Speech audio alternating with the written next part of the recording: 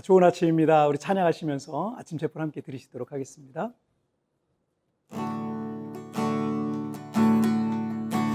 진실하게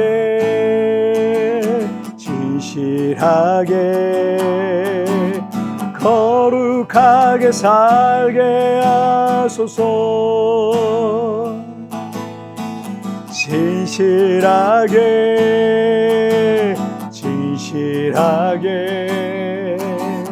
거룩하게 살게 하소서. 하나님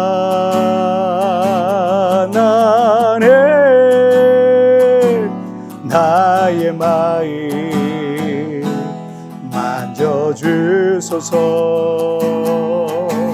하나님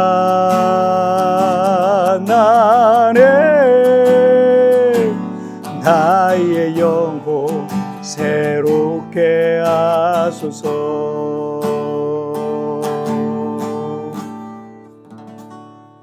아멘.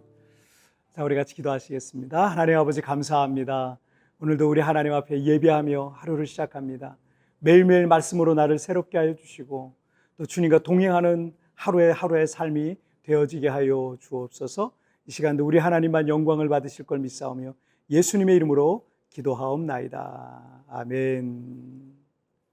오늘 우리에게 주신 하나님 말씀 누가복음 21장 34절부터 36절까지의 말씀 제가 봉독해 올리도록 하겠습니다.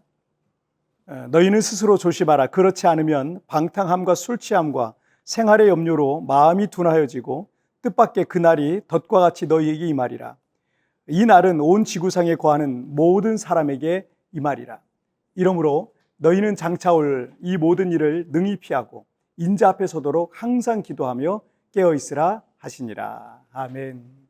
창세기 13장 13절에서 소돔 사람은 여호와 앞에 악하며 큰 죄인이었더라 라는 말씀이 있습니다. 그렇다면 이 소돔 사람들의 대표적인 죄는 무엇이었을까요? 아브라함의 조카 롯이 소돔에 살고 있을 때 롯은 그곳에 방문한 두 천사를 영접하여서 집에 모셨습니다. 그런데 그때 소돔의 남자들이 롯의 집을 애워싸고 롯을 부르고 그에게 이르되 오늘 밤에 내 집에 온 사람 이들이 어디 있느냐 이끌어내라. 우리가 그들을 상관하리라 라고 말합니다. 우리가 그들을 상관하리라 라는 우리 좀 우회적인 표현을 한글 성경에선 사용하고 있지만 영어 성경에 보니까 we can have sex with them 이라고 돼 있어요. 동성애를 말합니다.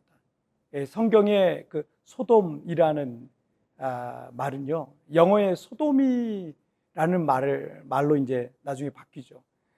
이 동성애, 학문성교, 짐승과의 성관계, 좀 말하기도 참 부끄러운 그런 표현이 이 소돔이라는 말이에요.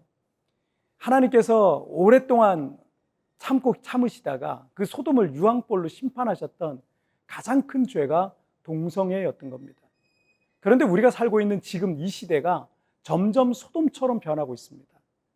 청교도의 나라는 청교도의 나라라고 하는 그 영광스러운 수식어를 달고 있는 미국에서 동성결혼이 합법화되었고요.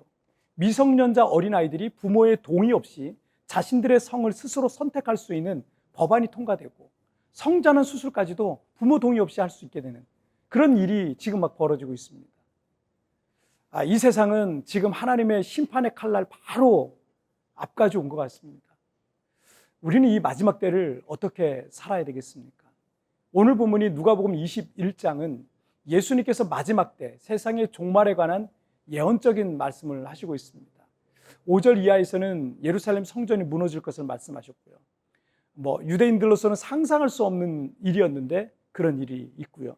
그다음에 10절 이하에서는 지진과 기근과 전염병과 자연환경 재앙 등등의 환란의 징조들이 있을 것이고 20절 이하에서는 예루살렘이 짓밟히게 될 것을 예고하시고 있습니다.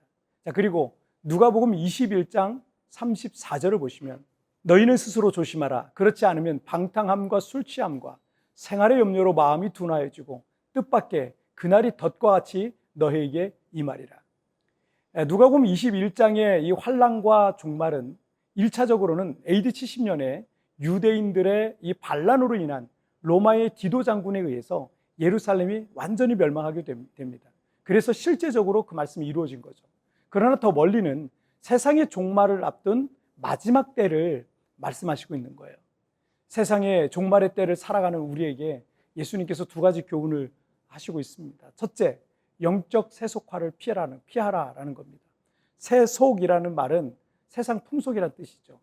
예수 믿는 사람들, 교회도 여러분 얼마든지 세속화될 수 있습니다. 교회는 세상을 변화시켜야 되는데 오히려 세상에 의해서 교회가 점점 더 변질돼가는 모습을 말하는 거죠. 34절에서 말씀하고 있는 방탕함과 술 취함과 생활의 염려라는 것은 세상 사람들이 가장 중요시 여기는 내용들입니다. 세상은 점점 술 취함과 방탕함을 추구하며 나가고 있고 돈에 대한 관심은 곧 생활의 염려로 이어지고 그것을 통해서 결국 물질의 종으로 살아가게 만들고 있는 겁니다. 성도와 교회와 목회자는 뭔가 달라도 달라야 하는 겁니다. 그런데 요즘 이 교회와 세상의 구분이 점점 희미해져 가고 있습니다. 목사님들이 더 이상 소명과 사명에 따라 하나님의 나라의 복음을 위해 사역하는 게 아니라 돈과 명예를 쫓아 그것을 따라 일하는 것처럼 보이기도 합니다. 거룩해야 될 성도들은 어느 순간 세상의 불신자들하고 크게 차이가 없어 보입니다. 똑같이 이기적이고 똑같이 돈에 미쳐 있고 똑같이 술 취함과 방탕함이 있는 것입니다. 그래서 우리는 이 종말의 때에 둘째로 항상 기도하고 깨어 있어야 된다라는 겁니다. 36절을 보시면 이러므로 너희는 장차 올 이 모든 일을 능히 피하고 인자 앞에 서도록 항상 기도하며 깨어 있으라 하시니라. 우리가 하나님 앞에 기도하는 것은 우리의 영이 잠자던 상태에서 깨어나는 것을 의미합니다. 그래서 우리가 매일 항상 기도하고 깨어 있어야 되는 거예요. 파수꾼이 깨어 있으면 그 성을 적들의 기습으로부터 성 안에 있는 사람에게 경고할 수 있는 거고, 집안에 누군가가 깨어 있으면 도둑이 들어오려다가도 도망가게 돼 있는 겁니다. 때문에 여러분, 우리는 기도의 파수꾼이 되어야 합니다. 이렇게 기도로 깨어 있을 때 우리에게 영적 분별력이라는 게 생기는 겁니다. 기도하며 늘 성령을 의지하고 하나님을 바라보니 성경을 읽을 때에도 그 뜻을 깨닫게 되는 거죠. 어떤 상황과 환경과 문제 앞에 있을 때에도 올바른 판단과 분별력을 갖고 돌파해 나갈 수 있게 됩니다. 위기가 왔을 때에도 하나님의 개입과 구원을 경험하게 될 것입니다. 겟세마네 동산에서 예수님께서 십자가 사건을 바로 앞두고 기도하실 때 깨어 기도하지 못하고 졸던 제자들은 모두 주랭랑을 쳤던 것을 기억하십시오. 하지만 이 마가의 다락방에서 전심으로 기도하던 제자들, 사도행전 2장에 그들은요, 권세자들 앞에서도 담대하게 하나님 나라의 복음을 전했던 것을 우리가 사도행전을 통해서 볼 수 있지 않습니까? 사실 우리는 지금 무척 혼란스러운 시대와 세상 속에서 살고 있습니다. 정말 역사 속에 이렇게 혼란스러운 시대가 있었을까 할 정도로 그런 혼란스러운 시대에 살고 있습니다. 그래서 기도로 깨어 있어야 됩니다. 깨어 기도하며 가정과 교회와 사회를 바로 세워나가는 우리 성도님들 되시길 바랍니다. 자, 우리 같이 기도하실까요? 살아계신 하나님 아버지, 우리가 정말 마지막 때를 살고 있는 것처럼 지금 요즘 세상에 돌아가는 그런 모습들을 보면 너무나 걱정스러운, 그리고 우리 세대뿐만 아니라 우리의 다음 세대들은 어떻게 이 험한 세상을 살아갈 수 있을까 할 만큼 정말 너무나 걱정스러운 세상에 우리가 살고 있습니다. 오 하나님, 이 땅을 불쌍히 여겨주시고 사람들을 불쌍히 여겨주셔서 하나님, 더 이상 죄에 빠지지 않고 하나님께로 돌아오게 하여 주옵소서.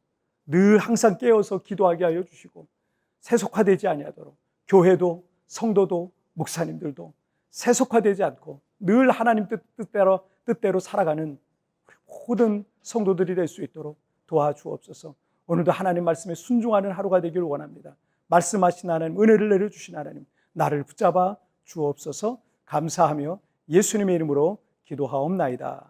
아멘. 여러분, 뒤편에 나오는 오늘의 묵상 보시면서 개인적으로 묵상하시고요, 짧게라도 뜨겁게 기도하시면서 오늘 하루 주님과 동행하시길 바랍니다. 내일 우리 굿모닝 셰프에서 뵙겠습니다. 여러분 승리하세요.